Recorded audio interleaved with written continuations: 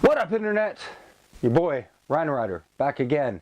Hey, RynoRyder's vlog officially turns the big 030, episode 30. Pretty stoked about it.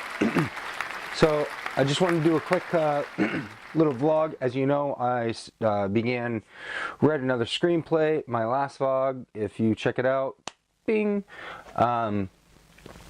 You'll see I've kind of, was outlining and I just wanted to like kind of share my process. Hold on, let me see if this is... Is that better? Can you see me? I want to share my process with how I work. So I'm gonna real quick. I outlined the entire story in post-it notes. I will cut to video of that right now, close-ups. And now from each, basically each one of the post-it notes are essentially scenes. And so now from each scene, now I'm gonna break down each one into beats. And you're gonna watch me do it right now. So, I'm currently on scene 8. Okay. Again, consistency in terms of just the aesthetics is just something, just how my brain works. So the post-it note says introduce diamond. I know what this means in the story because I've already gone through it all in my head.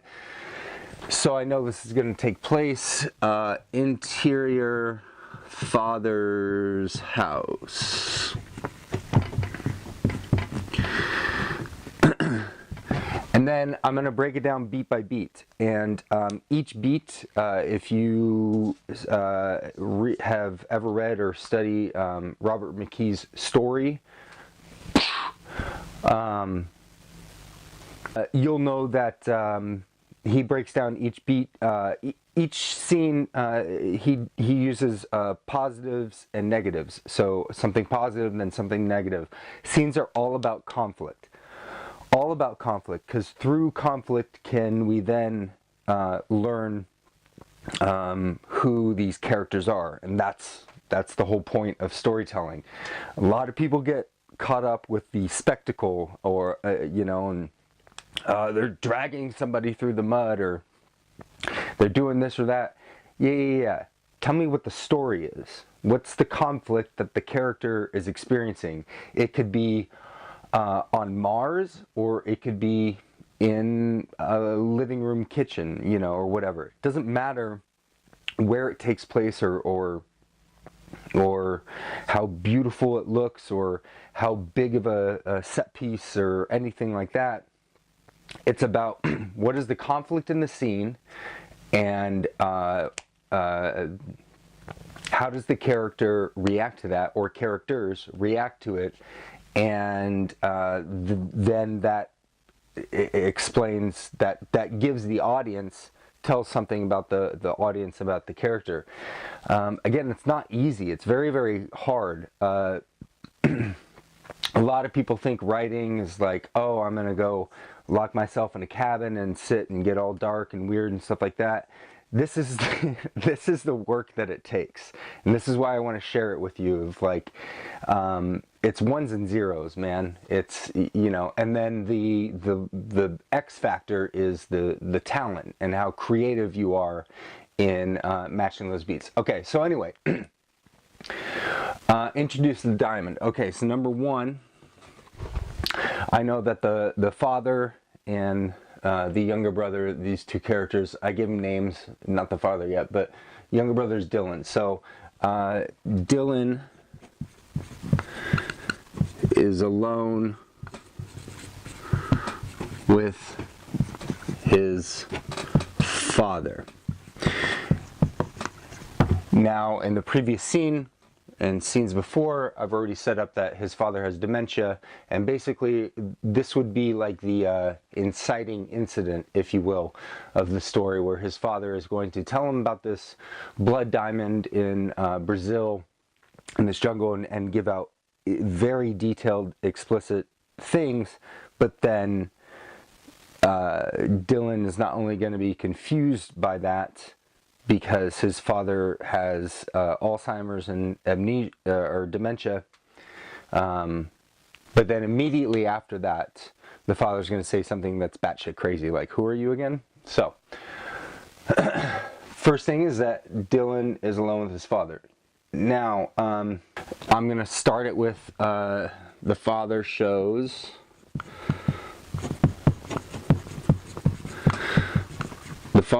a hint of dementia, which will begin the scene reminding the audience that we should not trust anything that his father is about to tell him. However, his father is going to be 100% true. I don't know if you can still see me. Father shows a hint of dementia. Dylan smiles about it, okay? Because the story has to do with family and siblings and stuff like that. And while Alzheimer's is a very horrible thing, they all three have accepted it.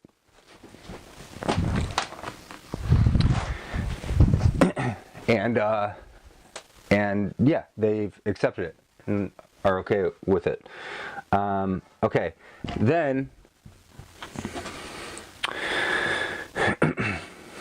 like I don't want to show a lot of. I feel like a lot of scenes would end there, and they would almost try to add. I feel like most screenplays, most films, try to add too much information, try to give too much information to the audience in one scene. Whereas I really like almost the less information you can give, I feel like it's the better, because it keeps that carrot dangling in front of the audience, that they will make them want to sit and wait. We're asking people to sit here and watch a story for 2 hours. So if we don't, as storytellers or as writers, if we don't take the time, the effort, and the work into literally trying to entertain during every single second, every scene, every minute of the story, well, then you're a shitty storyteller and you should probably do something else. So Dylan smiles about it. Now, right away, so this is a positive, okay? Let me get a different color. So that's a positive, okay? Okay, this is a negative. Do you see how this works? So I begin the scene with Dylan is alone with his father. They're happy. It's a positive. The father shows a hint of dementia. That's a negative. They know he's dying. But positive, Dylan smiles. Now, we'll go with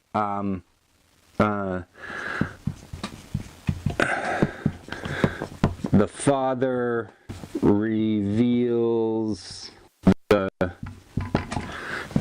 truth about the diamond. And Dylan doesn't believe him.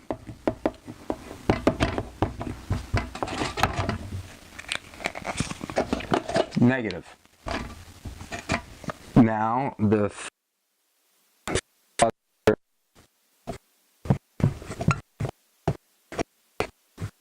gives great detail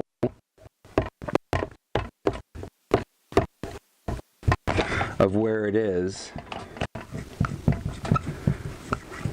Believe it. And now we've already set up the fact that Dylan is a character who is a get-rich-quick type of thing. So at first he doesn't believe him, but then he begins to almost blindly, because he wants that quick fix, that quick buck. He thinks if he wins the lotto, then, like, I don't buy lotto tickets. There are a lot of people out there that do, like the big ones. I'll buy scratchers just as for fun, or stocking stuffers or whatever, but there are actually people that buy lotto tickets that think they have a chance of winning. You're not. Yes, people do win the lotto, but you're not. To have that type of mentality is batshit crazy to me. And then end it with then the father goes back to saying something that the audience and we all know isn't true. Saying something crazy, i.e., what's your name again? And dialogue is the very, very last thing I do, but sometimes I'll just put in my notes of, you know, just little lines like that, and I mean, that's a good enough line. If you've done the work and if you structured the scene in such a way, and you can just end with a simple line like that, that's not a fancy line. You just saw me come up with it. But if I've already done the work in the previous scenes, establishing the characters, establishing intent, and all of those, and then within the scene, structured it and done this positive, negative, so that the audience is constantly consuming and you know, things. They're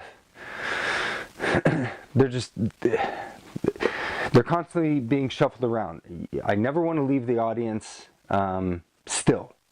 Every scene, I believe, should constantly have these pluses and minuses, and just kind of be constantly bouncing them, so the audience never knows what's going to happen, not only in the entire story, but within each scene.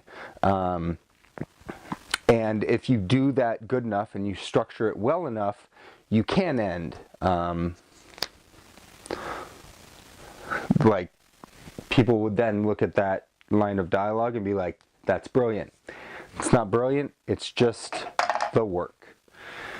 Anyway, so I just wanted to make a quick little vlog here to share with you all. This is my process. This is my process, and this is the work, and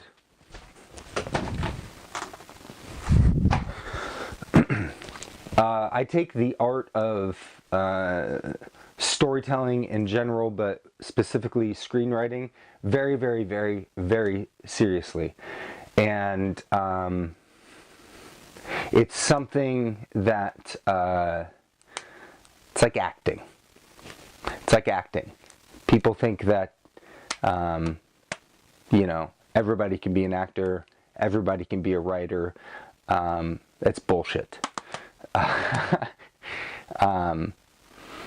Just like being a great actor, ask any one of them. There is a shit ton, months and months and months of work that they put into each role if they are great, even if they're just kind of good. And this is the same thing. Again, I could very easily just sit down, open up my laptop, open up Final Draft, and start writing a screenplay, just to get pages in the book. However, it's going to be shit, or it's going to be average or above average at best, and I strive to be the greatest. So this is once again my method of how I do it. And but what's most important is that you can see the amount of work that I do before I ever even open up the laptop. Have the audacity to open it up and type the words fade in.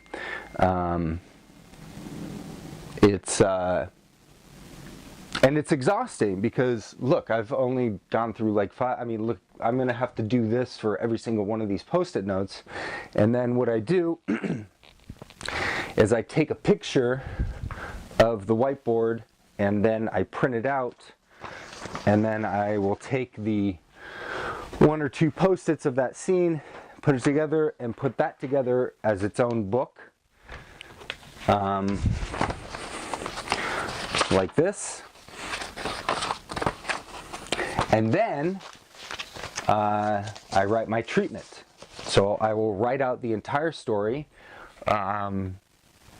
usually between 30 and 50 pages. 0 dialogue. I might use little placeholders like I did here with certain lines that I know I'm going to basically have something like that line delivered, or that's going to kind of, you know, be the point in that scene. And then I'll open Final Draft. So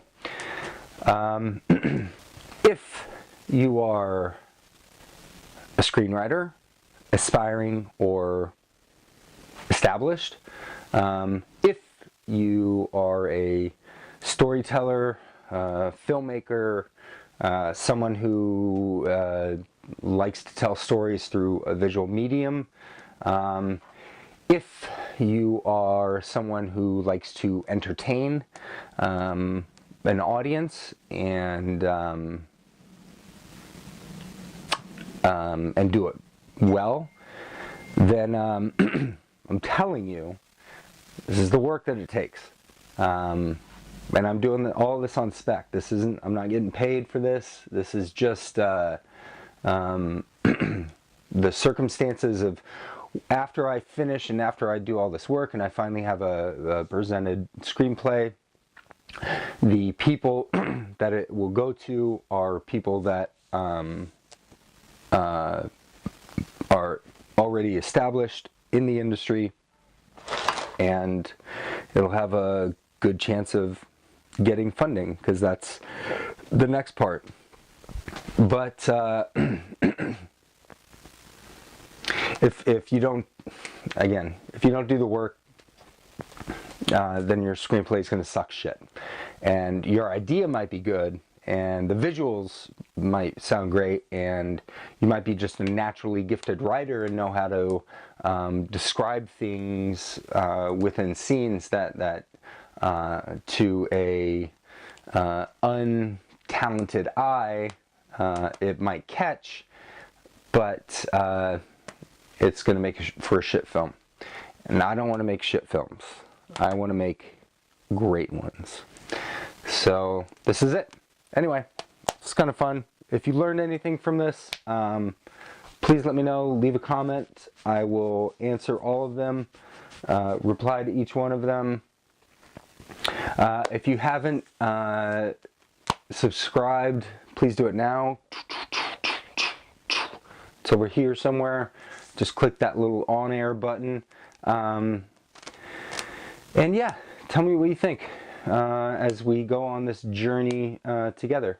I'm really enjoying this process, and I'm enjoying sharing it with anybody that's going to see this now or at any time in the future. So until the next time,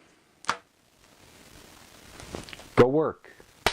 Do your thing. Whatever you do, whatever it is, do it well and do it with integrity. Okay? RynoRyder, out.